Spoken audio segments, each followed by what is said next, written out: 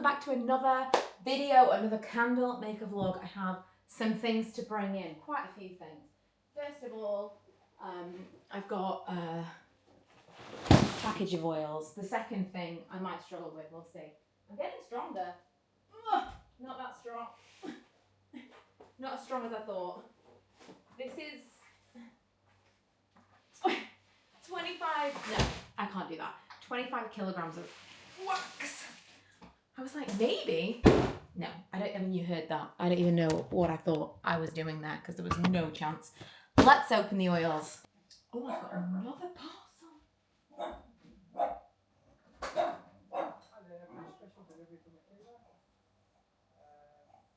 Will require a signature. There might be a squig in that box. I'll just take a photo of it.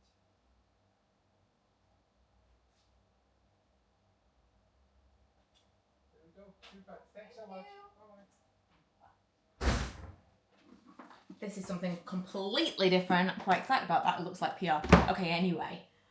Let's open these oils. I ordered some stuff from Craftastic before, and they were the ones that the jars came broken. Listen, it's part of the course. I ordered from my regular stockist again, and I had like 100 jars come, and I think 3 of them were broken. But when you order like 12 jars, or whatever I'd ordered, and 4 of them were broken, that just felt like I never complain about my other ones because it's such a large quantity.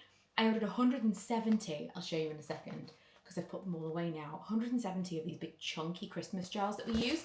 One was chipped. None of them were actually fully broken. The chipped one I'm using to test fragrances in. Oh, got these. I think all I've ordered from here is oils. The thing that I would say about Craftastic, if you are a maker, is they do ship pretty quickly. And the more you buy, you'll get free shipping. So many of the places that I order from, the shipping, and I mean, I get it, as a small business, I understand we have to pay for the shipping, but there's some places where it becomes like £20-25 for shipping, which is frustrating because usually in any other thing, if you buy something and you spend a lot of money, you get free shipping. That's like a benefit, right? Right, so with these, did I order any samples? Maybe I didn't. I got some more of the one that we are using for the base of Stars Hollow. Oh, I got another vanilla bean. Oh, that's why they've come in smaller. Okay, that's confused me. Confused me quite a bit. I think I must have ordered a litre of this and they've sent me 2 500 mils.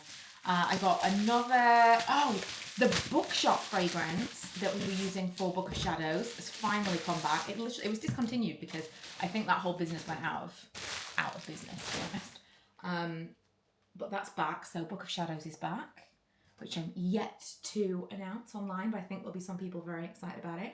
I have a mandarin and cranberry that we're going to test out for Christmas. And more of the Mystic Falls. Right, the other big box down here is wax. 25 kilograms of wax. So I'm going to go and put some in the melter so that I can continue on. These are the candles that I made yesterday. I actually got my standing desk and put it downstairs because I thought this is going to be so much better. I mean, first of all, I do have a walking pad and I can put it here while I'm working, while I'm editing and stuff. I will be encouraged to use that more. But also while I'm doing stuff with the candles, I can move this up and down, which is so handy. So like for right now, I can be at standing level. I can be cleaning them up, trimming the wicks, whatever, boxing them up. But if I need to pour, or if I need to kind of look down on them, I can put the table down. It's so useful. I really can't recommend a standing desk enough, even if it's just for like working from home. It was just a very large desk. I wish I'd gotten a smaller one that would fit in the small office space that I've got upstairs a little bit better. But for this, it just felt, especially for candle season, I just want to make it as easy as possible for myself. I've also got some jars already wicked and labelled Christmas. I've already started pouring. I know it seems crazy, it's August, but listen, I was not prepared for autumn and I want Christmas to be as hassle-free as possible. I've got 3 cupboards that look like this. I opened all the boxes just in case anything was broken. Like, what if 2 of the boxes were smashed up? I'd need to complain. But they were all perfect. So now I've unboxed them all, started pouring. I'm going to do some test burns of these today. These are what we're intending to be our advent for this year. I'm not entirely sure what it's going to be, to be honest. I think we're going to have 6, maybe 8 Christmas scents. So maybe we'll do just, I don't know. I don't want to make it unaffordable. I don't want to make it so expensive, like, oh, only so many people can buy it because it's like £100 advent calendar. But realistically, just the materials alone are quite expensive when you're doing like individual candles. So should we do just a box set that's basically, these are all the miniatures of all of our Christmas scents, but then will I be doing us out of sales of the large size candles? Maybe. Also, how can we sell it as an advent if there's only 8? I don't know. I am unsure what I want to do with that. Yeah, I don't know. Answer on a postcard. I like the idea of it. Oh, do you know what? I wonder if we could put it. I'm thinking for photos. I wonder if. So it's kind of like a Christmas tree. Maybe we could get a triangle box made, and then the lids will be like 1, 2, 3, 4, 5, 6, and it could be like the 6 weeks before Christmas instead of like days. What do you think? So one of the things that I realised might have been messing up my testing with the wax I'm using is, this is a really old melter at this point, and it's kind of done in. It needs to be replaced. And I think it was overheating. So when I put it to, I can't even do this with my hands. I'm going to need something else. I swear at this point, it's not intentional. The largest knives are just the quickest ones that I have to hand. What was I even saying? Oh yeah, I think it was overheating, because when I put it to 80 degrees or put it to 60 degrees or whatever it is for the wax that I'm using, I think it's heating it way above. So now I've got my little meat thermometer in there, and I have had this melting for, I've got it like at a much lower temperature on the dial, which is this, I haven't changed it. This is what I've been using all week, and it's been melting to a fine degree. But I've had this like on the go for about an hour and a half, and it's nowhere near what I need it to be. So I don't know if I'm going to get a chance to end up pouring stuff before I start work. That is super annoying, but it is what it is. For sure, I said before I started pouring Christmas, I was going to get a new wax melter. But honestly, we could do with the cash. We got a lot of money come in from partially what we'd sold in the shop so far, but also from our autumn launch, which was really successful. Also, I looked back and we hadn't. I thought we'd made less money than we did last year, but we didn't. I think I'd inflated it in my mind. I think I was comparing it to like the autumn launch week. So we hadn't. Because I was like, what does that mean? It doesn't mean anything because it wasn't true. But all that money came in. Obviously now we've got to pay like the postages and the fees and all of the other things on top of that. But I need to hold some back. But I've like just paid for a lot of the supplies that we need for Christmas. Most of the oils we've now ordered. We've got the jars. We've got some labels, but we're going to need to order more labels. I'd like ideally to get ahead and have all the supplies in. Like we've got all new perfume supplies, so we can restock that. We're going to be launching room sprays soon. The money goes away so quickly. I mean, if we get £1,000 come in, that we can spend that in an hour, just restocking things. My wax alone for the 25 kilograms that I need cost me more than £200.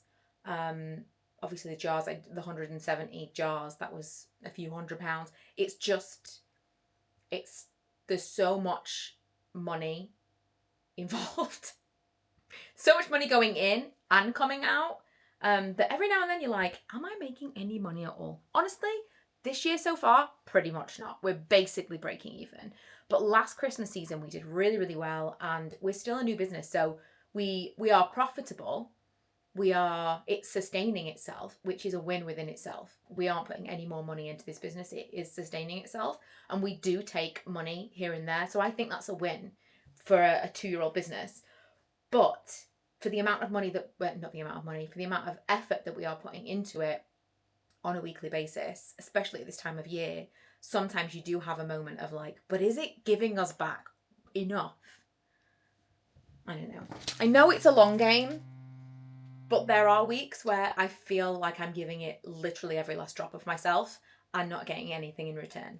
Right now, I would love to spend some money on a melter because that would give me back some time. That would help me like in my day-to-day. But really, I would rather have the cash because I've got a tax bill of my own to pay. Anyway, I'm going to make some lunch for me and Milo now. We're both going to have pizza because I'm about to log on for my day job. He's just, he's up there. He's living the life. He's up there playing with his friends, playing the PlayStation. I would love to live Milo's life right now. I would love it. But I'm going to go and make us both a pizza. And I'm going to go and sit and do my day job and relax. Well, since then, I got quite a lot of candles made. This, in the distance, also up here. I got a lot done, and this morning I've made, or rather printed a ton of labels, although I suppose I did make some labels. I am still working on the Advent idea. Annoyingly, those little white tins that I showed you in the last vlog? Super annoying, because I'd also bought more of them. I poured test candles, thankfully. I still hadn't burnt the test candles at this point. I just kind of poured them while I had excess wax while I was doing everything else, and thought at some point I'll use them for some photos and then I'll do some tests with them. And while they were just sitting there, they developed like a little ring of rust around the edge, which is no good at all. So I've complained to Amazon and we'll see what happens, but I don't usually buy that stuff from Amazon. I just bought it from there because I wanted to just you can buy those kinds of tins from lots of different places. I just kind of wanted a quick sample. But they are specifically on the box. What is going on here? Specifically on the box, it does say that they are 4 candles. So 100% not at all fit for purpose. Regardless of whether or not I get my money back. That needs to be fed. This has gone horribly awry. That needs to be fed back to the seller, because if we had made them, tested them and they were fine, and then found out that they rusted, because there's a lid. I left the lid off. I don't know whether or not that had anything to do with it. Maybe if you put the lid on, if it oxidizes because of the air, I don't know. But ultimately that would have happened at some point, and I'm just glad that at some point wasn't with a customer and it was with me. But that was annoying. So I've ordered the regular little travel tins that we used to use. We used to do these little travel tins. We used to do 3 sizes of candles when we first launched. We did a 20 centilitre, which is like the little mini candles. Not mini, but like a smaller candle. A 30 centilitre, which is the one that we do now. So that's like the standard size of candle. And we did a little travel tin, which I forget what that is. I think it's like 2 ounces, but I don't know what that is in the equivalent. Anyway, that's what we did initially. And we realised pretty quickly that we were increasing the volume of scents that we were doing, and that was just too difficult to keep a hold of stock. And especially now we're in the shop, I have no interest in doing multiple different sizes of candles. We do the wax melts. We do the wax melts as little mini samples in our mix, and we do a candle. At Christmas, our candles will be a larger size, which we did last year, and that was pretty successful. But the only other difference we make is we do some in stone jars that I bought. I haven't done that for a while. I need to get some more materials because we are running out of those. I was thinking maybe of doing, we did an Advent candle last year, like a full candle with a little Advent label on it. And I was thinking of doing that again this year, and I was trying to think, I don't want to get a really expensive jar because that you have to pass on that cost to the customer. And those jars that we used last year were I think they were about £6 each. It was crazy. It's just nuts. And it's plated as well, so it's not even you can easily clean it out and use it again because it's so easy to peel off. They were just really expensive in my mind. Beautiful, don't get me wrong, but just more expensive than I would want. So what I was thinking was I may make some stone jars as our advent candles this year. We'll see. I don't even know if we're going to do an advent for wax melts at all. Anyway, all that is to say, I've ordered some of the little mini original tins. If you've seen in the past, we've done wedding favours for people. Just the little kind of round tins, and they're shallower. Because they're shallower, I was thinking we were going to do 6, but we could do 12. I just need to cost up what it's going to be.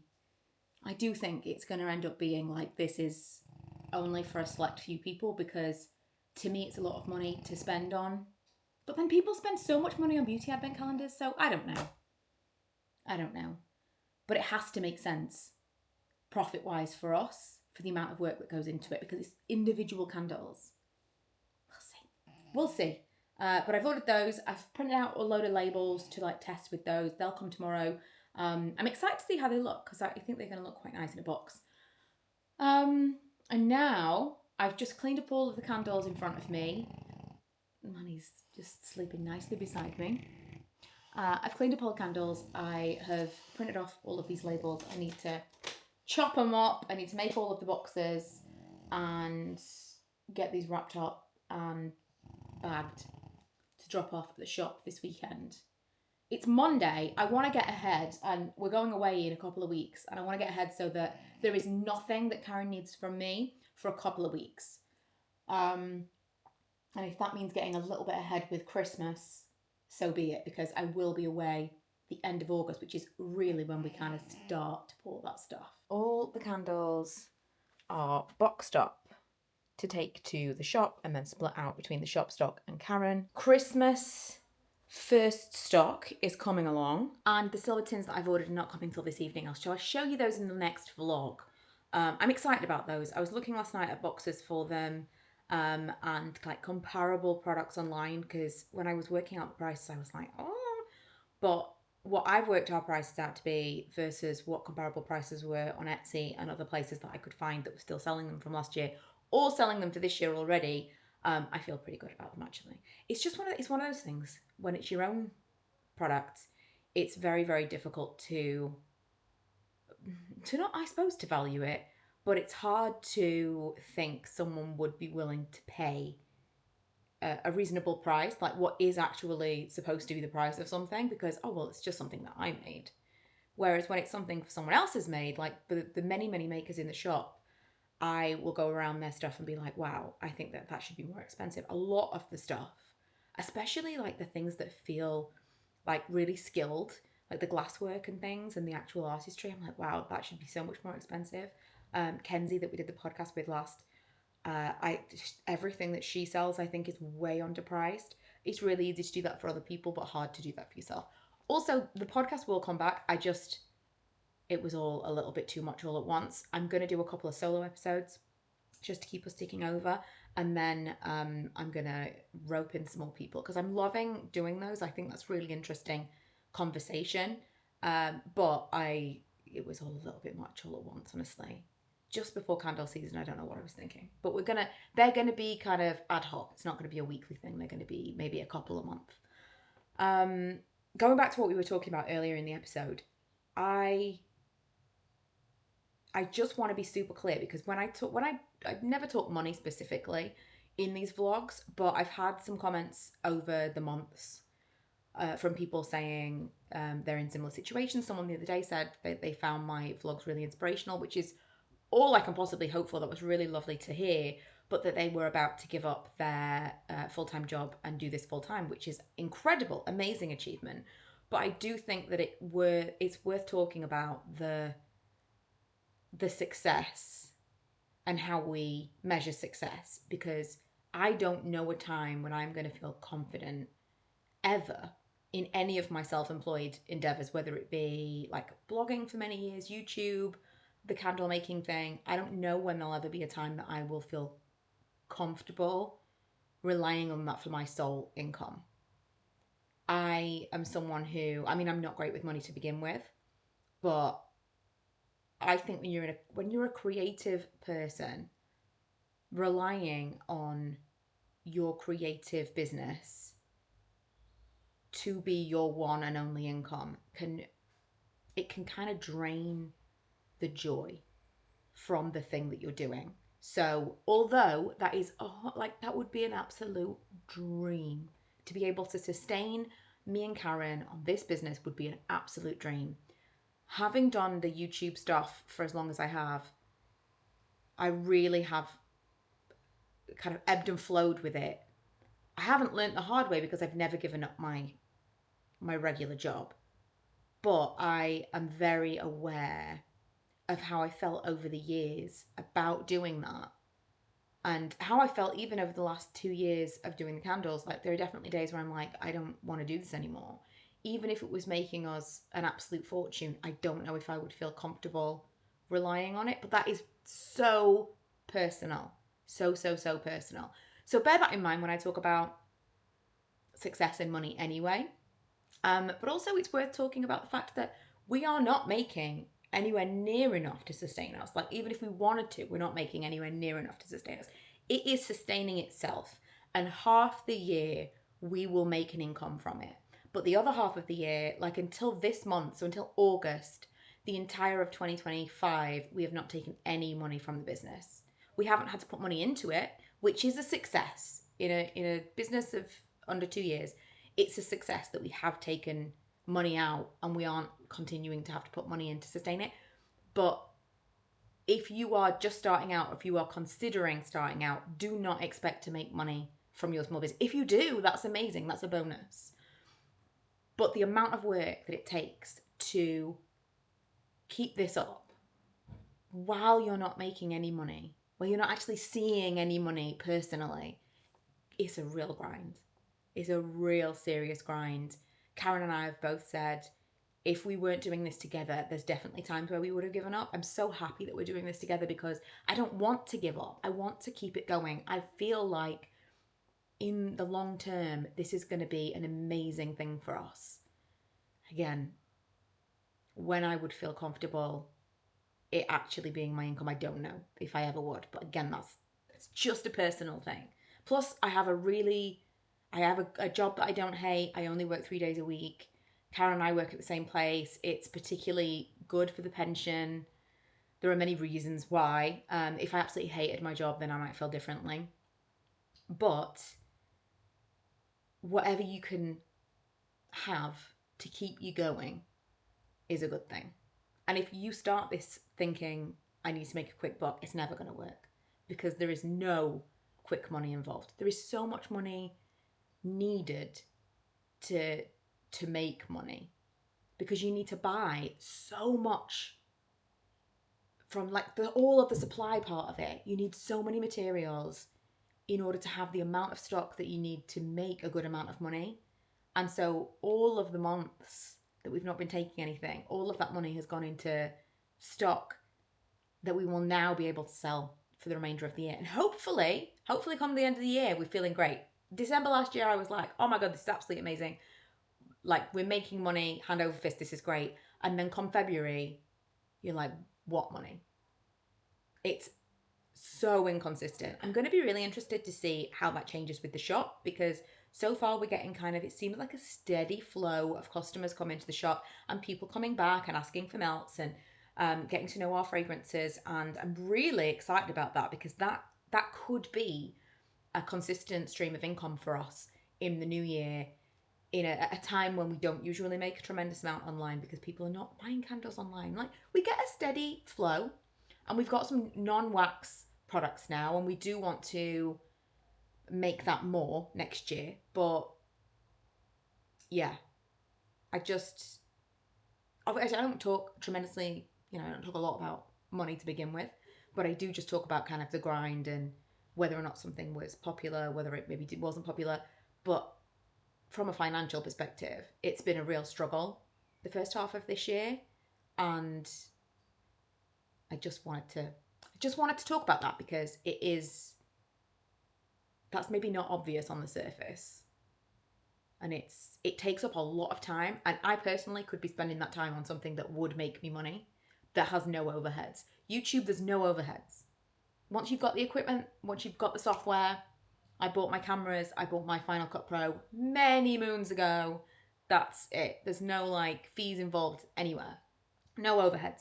I could just be spending every waking moment making YouTube content and making money from that. And every moment I'm spending doing, and it's not just the candles, it's like all of the marketing, it's all of the like the admin side of it. That takes up so much time that I could be spending doing something that would actually make me money. And that's the long game of it. That is the trust that it will come back. You don't get paid for any of it until you do. So yeah, it's a grind, and weeks like last week I have to remind myself why we're doing it, because it felt like a lot for a little.